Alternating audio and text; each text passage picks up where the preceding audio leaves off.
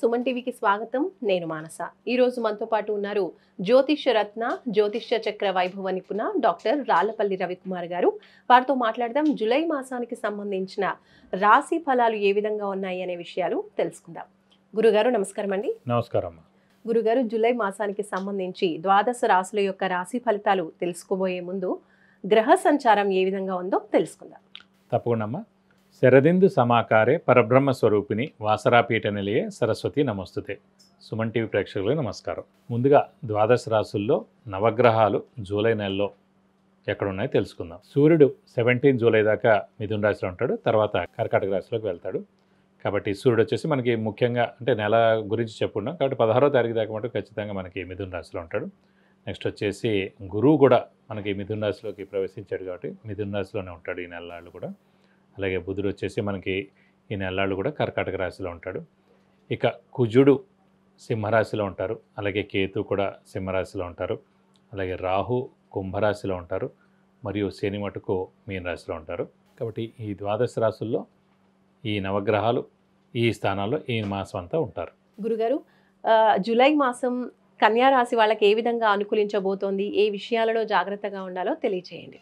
తప్పకుండా. కన్యారాశి అనగానే మనకి ఉత్తర 2, 3, 4 పాదాలు, హస్త 1, 2, 3, 4 పాదాలు, చిత్త 1, 2 పాదాలు, ఈ నక్షత్రాల సమూహం అంతా మనకి కన్యారాశిలోకి వస్తుంది. ఈ రాశి వారికి అత్యద్భుతంగా ఉందని చెప్పుకోవాలి. ఎందుకంటే ముఖ్యంగా రాహుబలం, కేతుబలం, అలాగే గురుబలం పరిపూర్ణంగా ఉంది. దశమంలో మామూలుగా మనం అంటాం 2, 5, 7, 9, 11 కదండి. 10వ స్థానంలో కూడా 70% మనకి మేలే చేస్తాడు, నష్టమించాడు. ఎందుకంటే ఆ దృష్టితోటి అంటే 5వ దృష్టితోటి మనకి ద్వితీయ స్థానాన్ని చూస్తాడు మన రాశి నుంచి, అలాగే 7వ దృష్టితోటి మనకి చతుర్థ స్థానాన్ని చూస్తాడు, అలాగే భాగ్య దృష్టితోటి మనకి 6వ స్థానాన్ని చూస్తాడు. సో ఆరోగ్యం, డెట్స్, మిజరీస్, ఎనిమీస్ అవన్నీ తొలగిపోతే మనకి మెయిన్గా గృహస్థానాన్ని కూడా చూస్తాడు కాబట్టి విద్యాస్థానాన్ని చూస్తాడు కాబట్టి అవన్నీ కూడా బాగుంటాయి. అలాగే ద్వితీయ స్థానాన్ని కూడా చూస్తాడు కాబట్టి కుటుంబం బాగుంటుంది, అలాగే వాక్ బాగుంటుంది, ధనం కూడా బాగుంటుంది, ఆరోగ్యం కూడా బాగుంటుంది అని చెప్పుకోవచ్చు. ముఖ్యంగా ఈ రాశి వారికి శ్రమకాలం ధనం వ్యర్థం కాకుండా ఉంటుంది, రావాల్సిన బాకీలు వసూలు అవుతాయి. అలాగే ముఖ్యంగా వ్యాపారస్తులకు మటుకు పట్టిందల్లా బంగారం చెప్పుకోవచ్చు. అలాగే విద్యార్థులకి, రాజకీయ నాయకులకి, క్రీడాకారులకి, పాత్రికేయ రంగానికి, యూట్యూబ్ రంగం, మీడియా రంగం, అలాగే సినిమా రంగం వీరందరూ కూడా అత్యద్భుతంగా ఉంటుంది. ఎందుకంటే ఈ గురుబలం తోడవడం కాకుండా, రాహుకేతుల బలం తోడవడం కాకుండా, ఇందాక మిథున రాశి చెప్పినప్పుడు యోగకారకుడు ఎవరైతే అన్నారో కన్యారాశి కూడా యోగకారకుడు, లక్ ఫేవర్ చేసే గ్రహం, అదృష్ట గ్రహం శుక్రుడు అండి. సో అలాంటి శుక్రుడు మనకి వృషభ రాశిలో స్వస్థానంలో ఉన్నాడు కాబట్టి ఈ నెలలు కూడా కన్యారాశి వారికి అదృష్టం పరిపూర్ణంగా ఉంటుంది అన్నమాట. జూలై పట్టిందల్లా బంగారం. సో మనకి ఆరోగ్యం బాగుంటుంది, డబ్బు ఖర్చు తక్కువగా ఉంటుంది, వెహికల్కి మెయింటెనెన్స్ తక్కువగా ఉంటుంది. సో అన్ని విధాలు కూడా చాలా బాగుంటుంది. ఇటు దైవబలంతో పాటు అదృష్టం కూడా పరిపూర్ణంగా ఉంది కాబట్టి ఈ నెలలు కూడా మనం అనుకున్న పనులన్నీ కూడా తప్పకుండా జరుగుతాయి.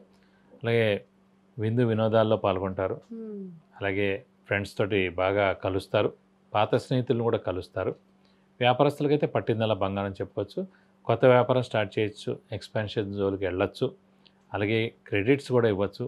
అలాగే వ్యాపారస్తులకి ముఖ్యంగా అప్పులు వాడ బెడద తప్పుతుంది, కొత్త అప్పులు చేయగలదు, ఉన్న అప్పులు కూడా మీరు తీర్చేస్తారు, మధ్యవర్తిత్వం వహించవచ్చు. అలాగే స్టాక్స్, స్పెక్యులేషన్స్ ఇవన్నీ కూడా మీకు బాగా కలిసి వస్తాయి. ఒక వ్యక్తి మూలాన్ని మీకు మంచి ఉన్నతిలోకి వస్తారు, ఒక మంచి వ్యక్తి మీకు హెల్ప్ చేస్తారు, అలాగే మంచి మాట కూడా వింటారు మీరు. అలాగే ముఖ్యంగా నిరుద్యోగులకు ఉద్యోగం రావడం, ఉద్యోగస్తుల ప్రమోషన్స్, నేమ్ అండ్ ఫేమ్ రావడం, అలాగే ఫారెన్ టూర్ విజిట్స్, అసైన్మెంట్స్ రావడం, ఇలాంటివన్నీ కూడా జరుగుతాయి. సో విద్యార్థులు కూడా సువర్ణ అవకాశం చెప్పుకోవచ్చు. వాళ్ళకి మంచి ర్యాంకులు, అలాగే మంచి సీట్ సంపాదించడం, అది ఇండియా అయినా సరే ఫారెన్ అయినా సరే ఖచ్చితంగా వస్తుందని చెప్పుకోవచ్చు. కన్యారాశి వాళ్ళకి అన్ని విషయాల్లో చక్కగా అనుకూలతలు ఉన్నాయి అని అంటున్నారు కదా గురుగారు. మరి వివాహం విషయంలో ఎలా ఉంటుంది? అవివాహితులకి వివాహాలు అయ్యే అవకాశం ఉందంటారా? తప్పకుండా అండి. అవివాహితుల వివాహం ఖచ్చితంగా అవుతుంది. ఎందుకంటే మనకు అనుకోకుండా అదృష్టకారకుడు, యోగకారకుడు, లక్ ఫేవర్ చేసే గ్రహమైన శుక్రుడు కూడా మనకి భాగ్యస్థానంలో ఉండి స్వస్థానంలో ఉన్నాడు వృషభ రాశిలో, అలాగే గురువు కూడా దశమ స్థానంలో ఉన్నాడు కాబట్టి ఖచ్చితంగా అవివాహితులకు వివాహానికి అవకాశాలు 100% ఉన్నాయి. మరి సంతానం విషయంలో ఎలాంటి ఫలితాలు కనిపిస్తున్నాయి? సంతాన కారకుడు కూడా గురువు అని చెప్పుకున్న వరకు కూడా, సో సంతానం కూడా ఖచ్చితంగా కలిగేందుకు అవకాశాలు 100% ఉన్నాయండి. కన్యారాశి వాళ్ళకి అన్ని అనుకూలంగా ఉన్నాయి అంటున్నారు. మరి ఇంకేమైనా పరిహారాలు పాటించాల్సిన అవసరం ఉంటుందా ఈ నెలలో? ప్రస్తుతం ఏంటంటే రాశి వారికి సప్తమ స్థానంలో శని ఉన్నందుకు ప్రతి శనివారం ఉపవాసం ఉంటే సరిపోద్ది. అలాగే వారు ఆంజనేయ స్వామి అష్టోత్తరం రోజు చదువుకుంటే చాలా మంచిది.